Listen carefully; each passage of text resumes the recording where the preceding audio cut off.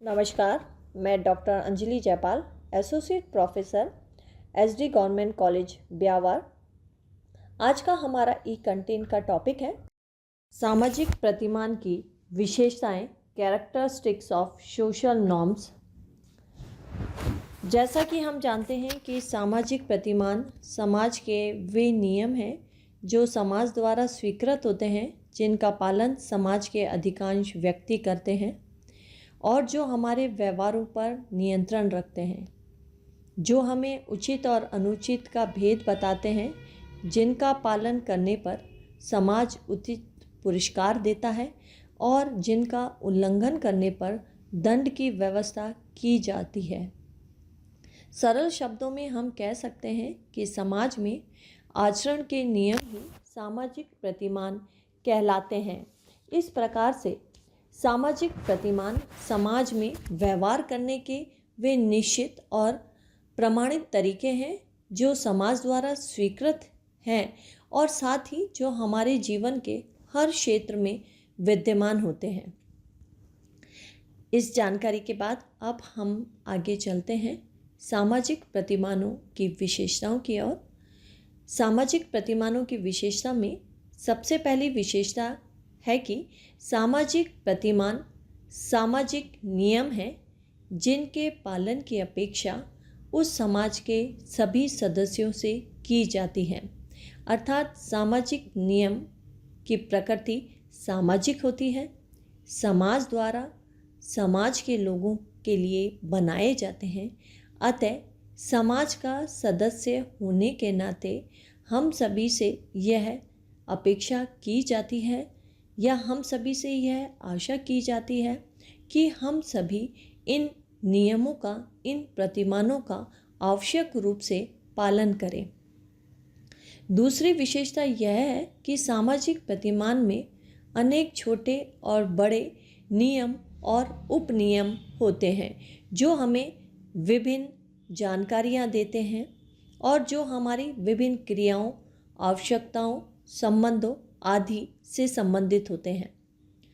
तीसरी विशेषता यह है कि सामाजिक प्रतिमान सभी समाजों में अनिवार्य रूप से पाए जाते हैं। हम सभी ऐसे समाज की कल्पना नहीं कर सकते हैं जिनमें कोई आदर्श नियम ना हो, अर्थात इन नियमों के बिना समाज का कोई अस्तित्व नहीं है। हम ऐसे कोई समाज की कल्पना नहीं कर सकते हैं जहाँ पर किसी भी प्रकार के नियम नहीं पाए गए हों। चौथी विशेषता यह है कि मानव समाज की आदर्श व्यवस्था लाखों वर्ष पुरानी है।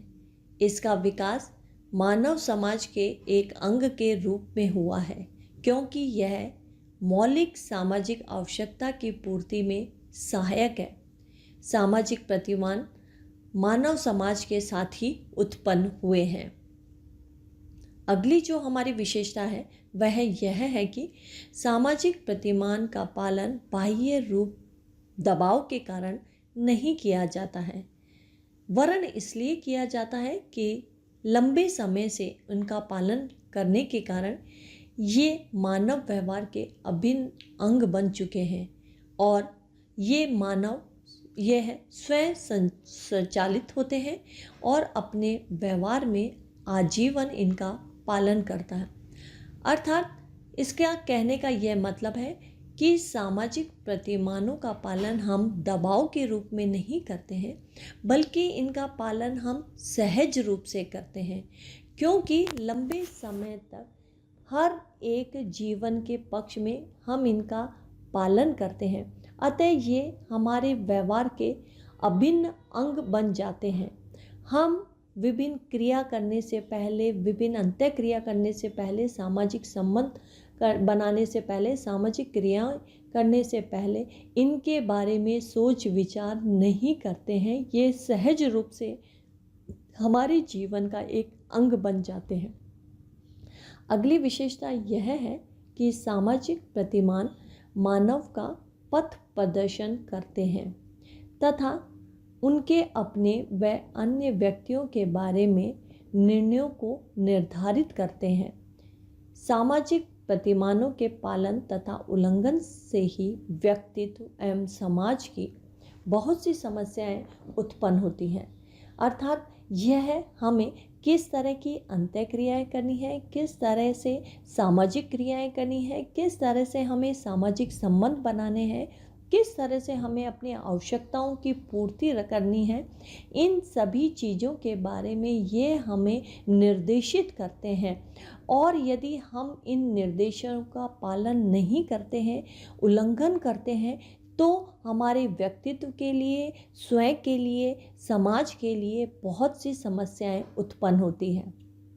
अगली जो विशेषता है वह यह है कि सामाजिक प्रतिमान सापेक्ष होते हैं। अर्थात सामाजिक प्रतिमान सभी व्यक्तियों पर अथवा सभी परिस्थितियों के समान रूप से लागू नहीं होते हैं। उदाहरण के लिए, जो प्रतिमान स्त्रियों के लिए उचित है वे सदैव ही पुरुषों के लिए उचित हो यह जरूरी नहीं है। सैनिकों से संबंधित प्रतिमान डॉक्टरों के प्रतिमान से भिन्न होते हैं। उसी प्रकार से विवाह के प्रतिमान जन्मोत्सव के प्रतिमान से भिन्न होते हैं। इस प्रकार से सभी के अलग अलग क्षेत्र हैं और सभी की अलग अलग परिस्थितियां हैं समाज में। उन्हीं के अनुरूप उनसे संबंधित क्रियाओं के कार्य करने के संबंधित नियम और प्रतिमान भिन्न भिन्न हैं। अगली जो विशेषता है वह यह है कि सामाजिक प्रतिमान हमेशा नैतिक कर्तव्यों की भावना से संबंधित होते हैं।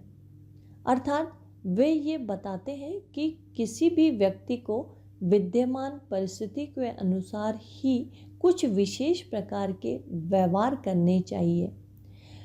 अनिवार्य रूप से व्यवहार इसी नियमों में रहकर करना चाहिए और इनमें यह प्रतिमान कर्तव्य पालन की भावना को भी जागृत करते हैं। यह कर्तव्य पालन की भावना से जागृत इस प्रकार होते हैं कि समाज में हर व्यक्ति के पद और उसके अनुरूप कार्य या उसके कर्तव्य निर्धारित किए गए, लेकिन इन कर्तव्यों का पालन भी व्यक्ति को नियमों में रहकर उनके प्रतिमानों में रहकर ही करना अनिवार्य होता है। अतः इस प्रकार से ये कर्तव्य की भावना से संबंधित होते हैं। अगली जो विशेषता है वह यह है कि सामाजिक प्रतिमान में विकल्प भी होते हैं। अर्थात ये वह संकेत करते हैं कि किसी एक प्रतिमान की तुलना में दूसरा कौन सा प्रतिमान चुनना चाहिए, लेकिन पूर्णतया किसी एक प्रतिमान को चुनने के लिए व्यक्ति को बाध्य नहीं किया जाता है। उदाहरण के लिए यदि हम लें तो सभ्य समाज में यह अपेक्षा की जाती है कि व्यक्ति अपनी दाढ़ी बनाए, किंतु यह व्यक्ति की इच्छा पर निर्भर करता है कि वह किस उपकरण से अपनी दाढ़ी बनवाए। किसी एक का प्रयोग करने से उस पर दबाव नहीं डाला जा सकता है। व्यक्ति से यह आवश्यकता के अनुसार अपेक्षा की जाती है कि वह अपनी रोटी, कपड़ा, मकान आधारभूत आवश्यकताओं की पूर्ति अवश्य करे, लेकिन इन आवश्यकताओं की पूर्ति वह किन अच्छे साधनों को अपनाकर करे यह उसकी इच्छा पर निर्भर होता है।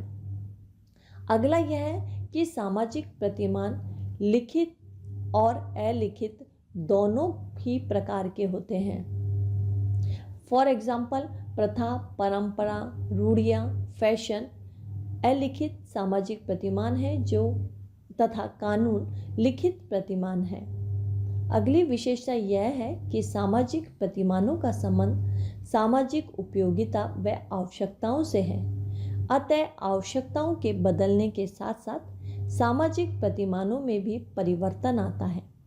समय के साथ यदि उनमें परिवर्तन नहीं होता है तो ये सामाजिक कुरीतियों और रूढ़ियों के रूप में परिवर्तित हो जाते हैं। अगली विशेषता यह है कि सामाजिक प्रतिमानों का संबंध समाज की वास्तविक परिस्थितियों से होता है। उदाहरण के लिए, यदि समाज यह प्रतिमान बना दे कि प्रत्येक व्यक्ति के पास अपनी कार होनी चाहिए, लेकिन कार खरीदने के लिए पैसे और सुविधाओं के अभाव में यह प्रतिमान व्यर्थ होगा। अगली जो विशेषता है वह यह है कि सामाजिक प्रतिमान सामाजिक नियंत्रण के वे साधन हैं जो मानवीय व्यवहार को नियंत्रित करते हैं और व्यवस्थित करते हैं। ये सामाजिक आवश्यकताओं की पूर्ति के साधन के रूप में कार्य करते हैं। तो इस प्रकार आज हमने सामाजिक प्रतिमानों की विशेषताओं के बारे में जाना। धन्यवाद।